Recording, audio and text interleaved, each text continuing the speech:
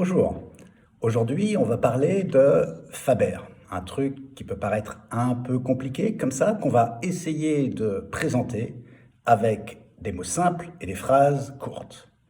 Alors, Faber, c'est quoi? Ou plutôt, Emmanuel Faber, c'est qui? En 1997, Emmanuel Faber devient numéro 2 du groupe Danone, directeur financier, puis membre du comité exécutif. Poulain de Franck Ribou, dirigeant de Danone pendant 20 ans et fils du fondateur, Antoine Ribou, Emmanuel Faber devient directeur général en 2014. Il renonce à sa retraite chapeau de 20 millions, provisionnée par l'entreprise, et demande à ce que son salaire ne soit pas augmenté pendant la durée de son mandat.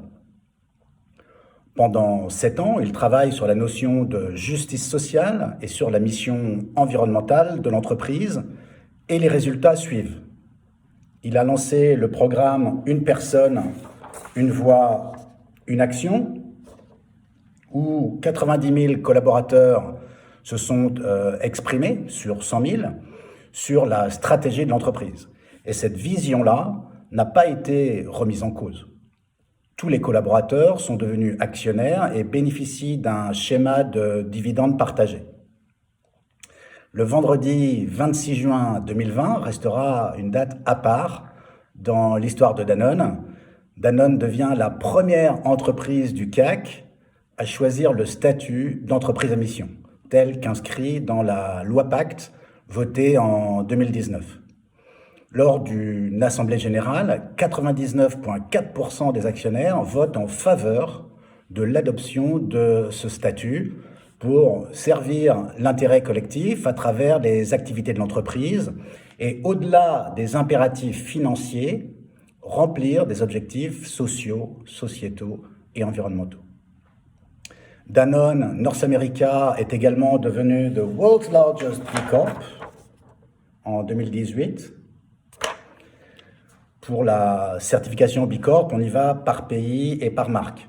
26 marques du groupe représentant à peu près 60% des ventes sont certifiées B Corp avec un score moyen de 90. Vous connaissez probablement Activia, Blédina, Gallia ou Nutricia par exemple. Danone, c'est 25 milliards de chiffre d'affaires et 15% de marge. Son plan Local First a été soutenu par l'ensemble des syndicats américains et européens et voté à l'unanimité par le conseil d'administration en septembre 2020. Plus d'autonomie en local, avec la mise en œuvre d'une organisation par zone géographique pour développer des marques locales, au plus proche des préoccupations des clients, pour remplacer une structure globale organisée par catégorie de produits. Et fin 2020, 2 fonds activistes entrent au capital de Danone. Alors, je vais tenter de démontrer aujourd'hui, dans cette vidéo, que l'éviction de Emmanuel Faber à la tête de Danone le 14 mars 2021 par le conseil d'administration est un sujet de lutte de pouvoir au sein du conseil. Pour Emmanuel Faber, argent, pouvoir, gloire sont des addictions. Il a déclaré à sa sortie « Les choix que j'ai faits, les décisions que j'ai prises n'avaient jamais été prises avant. Et ça dérange le status quo. » Alors, que s'est-il vraiment passé? Est-ce un sujet de performance financière? Ne serait-il donc pas possible de concilier impact positif et performance économique? Les actionnaires sont-ils anti-entreprise à mission? Est-ce le mode de management de Emmanuel Faber qui ne passe pas? Un patron peut-il se faire virer par des actionnaires minoritaires avec une participation de moins de 5%? Et c'est vrai, Danone excite pas mal de convoitises. Déjà en 2005, il y avait eu une OPA de PepsiCo sur Danone. Ce décrochage de Danone en bourse, comparé aux performances de Nestlé ou de Unilever, ne date pas de 2020. Et c'est ce décrochage qui intéresse certains investisseurs, car ils peuvent agir sur ce différentiel de valeur. Aussitôt entrés, les deux fonds activistes, détenteurs d'une très faible part au capital, ont des échanges avec Michel Landel et Gilles Schnepp. Gilles Schnepp, qui vient d'entrer au conseil d'administration sur proposition de Emmanuel Faber, pour succéder à Michel Landel en tant qu'administrateur référent de Danone. Gilles Schnepp a d'ailleurs décidé à son arrivée de renouveler complètement le conseil d'administration d'ici à 2023, comme l'avaient demandé les fonds activistes. Alors, un fonds activiste, c'est quoi? Et peut-être d'abord, un fonds, c'est quoi? Alors, un fonds est un organisme qui détient de l'argent de plusieurs investisseurs et qui va ensuite placer cet argent dans différents produits financiers. Ça peut être des actions, de l'immobilier, des matières premières, des métaux, des bitcoins. En gros, il y a deux types de fonds. Les fonds passifs, à classe d'actifs, souvent connus sous le nom de fonds indiciels, car ce sont des fonds de placement qui tentent de répliquer la performance moyenne des marchés avec une faible rotation de titres.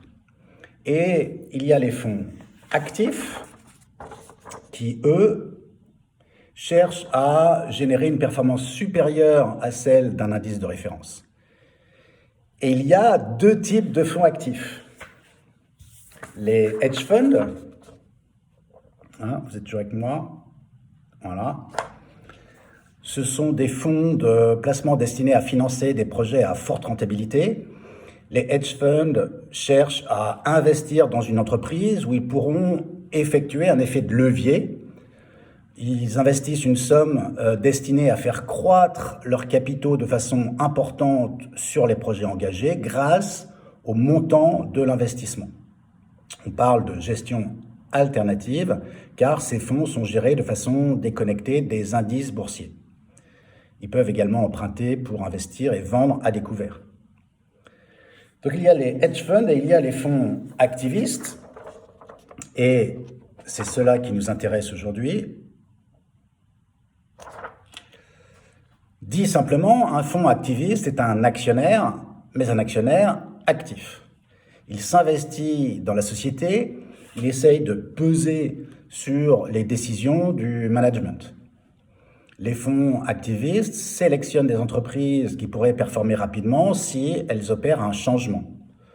Leur objectif est d'impulser ce changement dans l'entreprise pour générer une hausse de l'action et sortir avec une revente au plus haut. Donc, les fonds activistes investissent dans quelques entreprises soigneusement choisies, puis remettent en cause leur stratégie ou leur organisation et ou cherchent à évincer certains membres de la direction de leur fauteuil. Le mode opératoire de ces fonds est plutôt simple sur le papier. Ils prennent une participation, généralement minoritaire, voire symbolique, au capital d'une société cotée qu'ils jugent mal gérée, puis font pression publiquement sur ses dirigeants et ses administrateurs pour qu'ils changent de stratégie et ou de gouvernance. Et donc, le but du jeu, c'est d'obtenir une remontée du cours de bourse et en profiter pour maximiser leur rendement. Les fonds activistes vont souvent investir dans le capital d'entreprises dans l'objectif de revendre leur part quand le cours de bourse aura monté et donc de faire cette plus-value. Et pour ça, leurs attentes sont diverses. Ça peut être la cession d'activités non rentables, une scission, une fusion, renouvellement de la direction, etc. Ils vont fournir des arguments pour convaincre les actionnaires qu'il est temps de remettre en question le bien fondé de leur stratégie. Et puis après tout, en tant que financiers, ils savent probablement très bien comment accroître la valeur financière d'une entreprise. Ils vont comparer les performances financières avec d'autres entreprises du même secteur et ils vont remettre en question le mode de management de la direction. Ils présentent leurs recettes déjà expérimentées, déjà éprouvées dans d'autres entreprises à situation comparable. Et en tant qu'actionnaire, vous êtes plutôt sensible à ce type d'argumentation qui vise à faire augmenter la performance financière de l'entreprise. Et s'ils obtiennent de la résistance de la part des actionnaires, ils ne vont pas hésiter à faire pression en publiant des articles dans la presse, ce qui, en plus d'envoyer un message aux actionnaires, peut faire baisser le cours de bourse. Lorsque ces fonds agissent avec un objectif de rendement à très court terme, on parle alors de fonds vautours. Regardez le fonds américain Elliott Management, par exemple. Deux contraintes pèsent quand même sur ces fonds. La première, la réglementation en Europe, qui est de plus en plus favorable aux entreprises responsables. Et surtout, la réputation.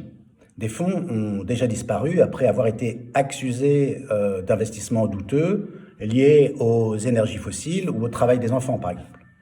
N'oubliez pas que les fonds existent car ils sont financés eux-mêmes par des investisseurs. Ils sont donc eux-mêmes dépendants de leur capacité à lever des fonds. Deux fonds activistes entrent au capital de Danone fin 2020, alors qu'il y a un certain nombre de tensions, de divergences au sein du conseil d'administration. Et rapidement, ils n'ont de cesse de répéter que Danone est une entreprise qui sous-performe. Danone est une véritable star dans l'industrie, une icône en France, mais malheureusement, ses performances financières ne sont pas alignées avec la qualité de ses actifs. Donc, je propose de passer en revue l'argumentation de Francesco Trapani et Nicolas Serron de Bluebell Capital Partners, un petit fonds activiste britannique créé en 2019. Francesco Trapani, président et cofondateur de Bluebell, est l'ancien CEO emblématique de Bulgari. Et Artisan Partners, un fonds américain plus important avec 134 milliards de dollars sous gestion, qui a ramassé 3% du capital, ce qui en fait le troisième actionnaire. Artisan est conseillé par Jan Benink. Il a dirigé la branche produits frais de Danone par le passé. À noter que Olivier de Guerre a exprimé tout son soutien, lui, à Emmanuel Faber. C'est le président de la société de gestion Fitrust Active Investors, un investisseur responsable de long terme et actionnaire minoritaire actif. PAI a d'ailleurs été le premier fonds à obtenir le label ISR. Donc je vous propose de passer en revue les 3 points dans l'argumentation de Bluebell et Artisan. 1. Le cours de bourse. 2. La dissociation. Et 3. Performance versus impact. Alors, point numéro 1, donc le cours de bourse. Bluebell et Artisan réclament davantage de croissance. Ils l'expriment dans une lettre le 19 novembre 2020. Ils parlent de sous-performance du champion français face à ses pairs, PIRS. La performance financière de Danone est jugée insuffisante par rapport à un Nestlé ou un Unilever. Ils reprochent à Emmanuel Faber de mener une stratégie qui a abouti à une érosion de son cours de bourse. Avec 90% des actions en flottant sur les marchés, le cours de Danone est en recul de 27,25% sur un an, soit 15 milliards d'euros de valeur boursière envolée. Quand, dans le même temps, Nestlé a fini stable et Unilever en repli de 3,25%. Bluebell accuse Danone d'avoir raté la plupart de ses objectifs opérationnels qui avaient été présentés lors de la journée des investisseurs à Évian le 18 mai 2017. Et c'est vrai que l'année 2020 a été particulièrement difficile pour Danone, avec une baisse des ventes de plus de 6% et un résultat opérationnel courant en baisse de près de 14%. C'est un sujet de gouvernance et le conseil d'administration devait se renouveler en juillet. En réalité, Danone, Nestlé et Unilever n'étaient pas exposés de la même façon à la pandémie de Covid 2020-2021. Plus de cantines, le travail à domicile, on ne boit pas beaucoup d'Évian à la maison. Et ce manque de performance s'explique principalement par la chute de la consommation d'eau en bouteille pendant les confinements. Les ventes de bouteilles d'eau dans les bureaux, Les restaurants, les gares, les aéroports, la restauration collective s'effondrent du jour au lendemain. La nutrition infantile est aussi durement touchée par son plus gros concurrent, le fait maison. Nestlé et Unilever sont, eux, des groupes beaucoup plus diversifiés en nutrition animale, par exemple. Unilever, l'anglo-néerlandais, fait à peu près 2 fois la taille de Danone, avec 43% de son activité dans l'hygiène et la beauté.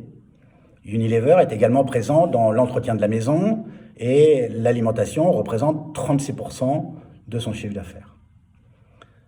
Le Suisse Nestlé, à peu près 3 fois plus gros que Danone, est la société d'alimentation probablement la plus largement diversifiée au monde, avec des marques comme Nescafé, Perrier, Maggi, les glaces aussi, les glaces Nestlé, et la confiserie avec KitKat par exemple. Danone perdait des parts de marché face à ses concurrents sur les produits laitiers, qui représentent 50% de son business. Faber, lui, veut sortir peu à peu du lait et d'un système de croissance nourri à coups de pub qu'il juge intrusif pour les clients. Et c'est vrai, de moins en moins de consommateurs concernés jugent les produits laitiers comme un élément important, essentiel dans leur alimentation, leur bien-être à l'âge adulte. Alors, point numéro 2, la dissociation.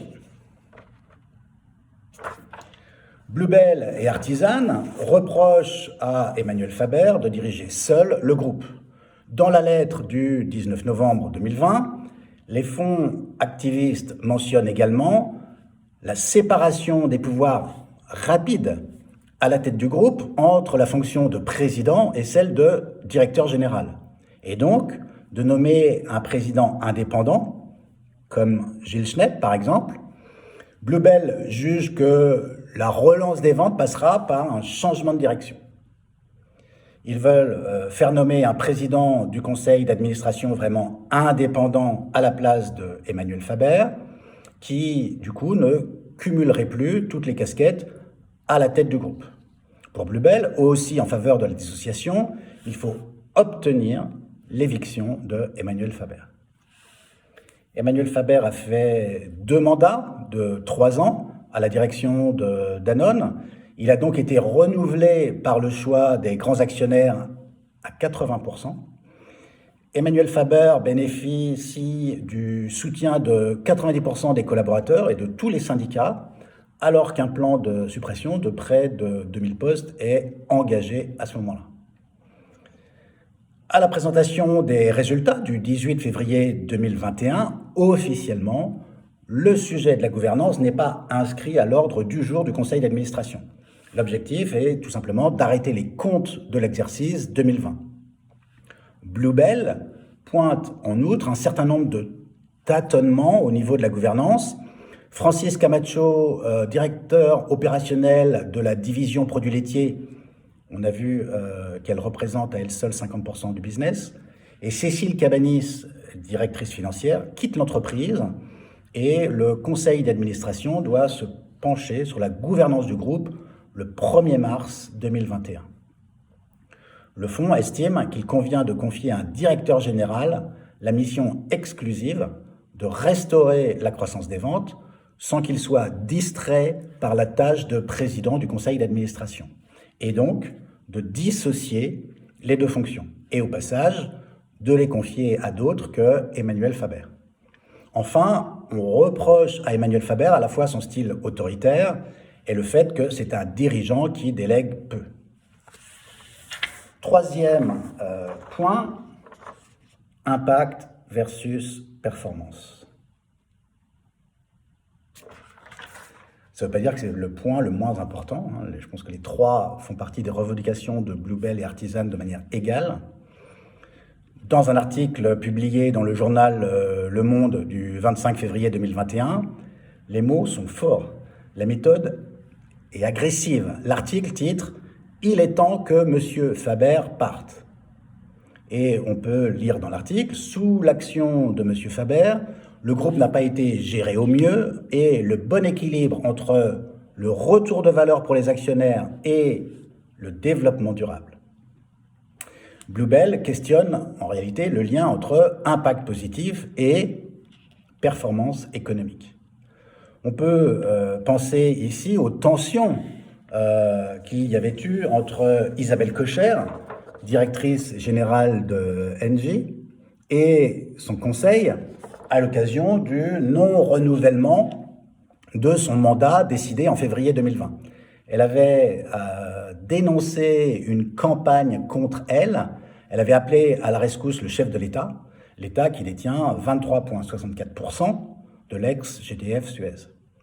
Principal argument, relayé ensuite par des personnalités politiques de tous bords, la patronne d'Engie se contente de mettre en œuvre l'engagement d'Emmanuel Macron en faveur du climat. Yannick Jadot, député européen écologiste, Xavier Bertrand, président de la région des Hauts-de-France, ou encore la maire de Paris, Anne Hidalgo, avaient affiché leur soutien à Isabelle Kocher. Un collectif d'intellectuels et de politiques avait signé une tribune dans les Échos assurant que la dirigeante était indispensable à la transition écologique.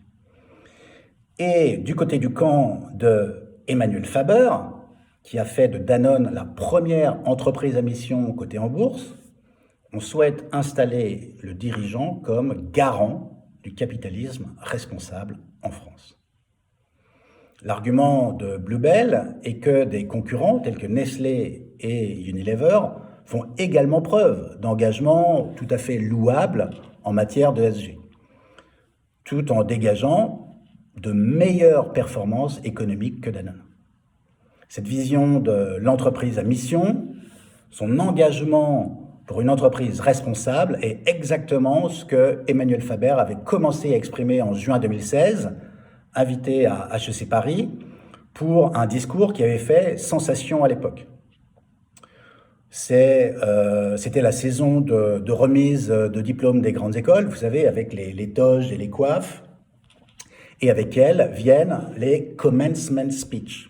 Vous allez commencer votre vie, et donc une grande personnalité liée à l'école vient féliciter les diplômés et leur donner des conseils de vie inspirants au moment où ils vont se lancer dans la vie active. Vous vous souvenez probablement de Steve Jobs à Stanford, « Stay hungry, stay foolish ». Emmanuel Faber, lui, c'était « Sans justice sociale, il n'y aura plus d'économie ». Sans justice sociale, il n'y aura plus d'économie. Le projet global de Emmanuel Faber chez Danone est de responsabiliser l'entreprise, là où Artisan propose de faire plus de pubs et de se renforcer dans les produits laitiers. Emmanuel Faber est attaqué sur son choix stratégique d'alléger l'eau en bouteille et les produits laitiers à cause de leur impact environnemental. Il aurait essayé de vendre Evian, le joyau sur la couronne de Danone, au groupe Kering. C'est vrai, Evian, c'est du luxe. Les petites bouteilles au Japon sont vendues chez Sephora. Ce que redoutent les fonds activistes, c'est que Faber nettoie le portefeuille en se séparant de l'eau en bouteille ou en étant moins dépendant de l'élevage animal. En fait, Faber dit simplement, on fait sortir ce qui est sale pour faire rentrer ce qui est clean. Bluebell reproche en particulier l'acquisition de l'américain WhiteWave en 2016 pour 12 milliards et demi de dollars, alors que Emmanuel Faber devait faire des économies de 225 millions de dollars. WhiteWave Foods, c'est la plus grosse opération de croissance externe de Danone depuis celle du néerlandais Numico en 2007, pour un montant de 12,3 milliards d'euros. WhiteWave, c'est le géant du lait bio et végétal aux États-Unis qui rentre au portefeuille après des acquisitions de Stonyfield, puis de Michel Augustin, qui ont nourri le lancement d'une marque en interne, les prairies bio, lait de vache. Les prairies bio lancent la marque lait de vache. Suit également l'acquisition de la société californienne Follow Your Heart, spécialisée dans le fromage végétal. L'acquisition du groupe WhiteWave permet à Danone de devenir leader mondial des produits bio, de doubler de taille aux États-Unis et de dégager d'importantes synergies en raison de la complémentarité des deux groupes. Avec cette acquisition, Emmanuel Faber prévoit 300 millions de dollars de synergies dégagées en moyenne chaque année. L'objectif est double. D'une part, pouvoir proposer des produits phares d'origine 100% végétale comme So Delicious, des glaces, des yaourts, et Silk, qui sont des produits à base de laits végétaux. Silk revendique une présence de 24% chez les foyers américains. Et d'autre part, accentuer le levier de développement en Europe sur la gamme végétale, déjà fortement initiée avec la marque belge Alpro, par exemple. Enfin, son plan d'autonomisation, Local First, qui vise à accorder plus de pouvoir et d'autonomie en local, ne plaît pas aux activistes, qui préfèrent toujours avoir plus de concentration de pouvoir en centrale. Ça aurait été intéressant de pouvoir produire aux actionnaires de Danone les rapports extra-financiers comparables de Danone, Nestlé, Unilever et PepsiCo. Alors, le fait que Danone soit entreprise à mission a-t-il joué un rôle dans l'éviction de Emmanuel Faber? Fonds activiste ou pas, la gouvernance d'une entreprise à mission, elle, ne change pas. Les statuts restent. La vocation de Danone reste inchangée. Des fonds activistes, même vautours, ne peuvent pas défaire cette résolution. Le sujet est peut-être que Emmanuel Faber n'a pas été protégé. Il n'y a pas de statut du dirigeant d'entreprise à mission. Et reste la question, patron long terme face à des investisseurs court terme. Ce sujet Faber est en réalité un sujet de fonctionnement des marchés, vision long terme de l'entreprise responsable versus horizon court terme des marchés. Donc, question, comment pourrait-on favoriser l'actionnariat de long terme? Pourrait-on donner plus de droits de vote aux actionnaires qui sont là depuis longtemps? Aujourd'hui, Emmanuel Faber est à la tête de l'ISBB, l'International Sustainability Standard Board, ou Conseil international des normes extra-financières. C'est un organisme international créé en décembre 2021, dont la mise en place a été annoncée à Glasgow à l'occasion de la COP26 pour établir les normes internationales de la finance durable, à l'image de l'IASB, qui est donc l'International Accounting Standards Board, qui élabore les normes comptables internationales générales pour que chacun puisse compter de la même façon, avec les mêmes calculs. Donc c'est quand même un sujet super sympa. Emmanuel Faber fait également partie du Club de Rome. C'est un groupe de réflexion qui réunit des scientifiques, des économistes, des fonctionnaires et des industriels qui viennent de plus de 50 pays, tous préoccupés par les problèmes auxquels doivent faire face aujourd'hui toutes les entreprises de pays industrialisés ou de pays en développement. Réunie pour la première fois en avril 1968, l'organisation acquiert une notoriété mondiale à l'occasion de la publication de Les limites à la croissance en 1972, plus souvent connu sous le rapport Meadows. C'est la première étude importante qui alerte sur les dangers de la croissance économique et démographique sur l'environnement et donc sur l'humanité. Le rapport Meadows initie également un mouvement qui prône la sobriété, less is more, comme Impact France, aujourd'hui par exemple, dit simplement la sobriété, c'est comment faire mieux avec moins. Mais ça, c'est une autre histoire. Merci beaucoup. Comme toujours, ces vidéos sont un énorme boulot Et si vous parlez de Emmanuel Faber et des patrons responsables autour de vous, moi, je vous like.